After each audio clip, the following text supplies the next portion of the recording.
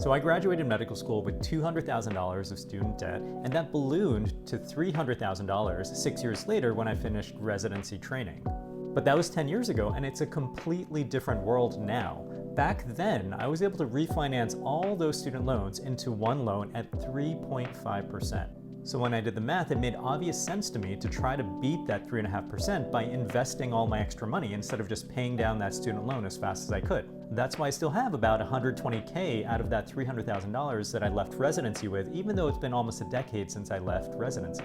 But you can't do that anymore. Look at these interest rates. The same thing that I did, which is trying to arbitrage and invest your capital instead of paying down debt, it just doesn't make sense anymore at these rates. So the end result of this is that now, if you're doing the math, you're probably going to want to try to pay down your student debt as quickly as possible before you start investing for your future.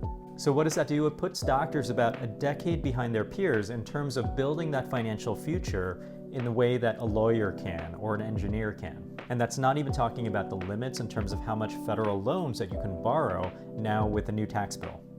So why am I saying all this? Basically, it is what it is. You can't do anything as an individual or med student going into medicine about these interest rates. It just makes me worried about the future of medicine when I see the situation. There are just so many challenges now between health insurance and burnout and the loss of autonomy with being an employee.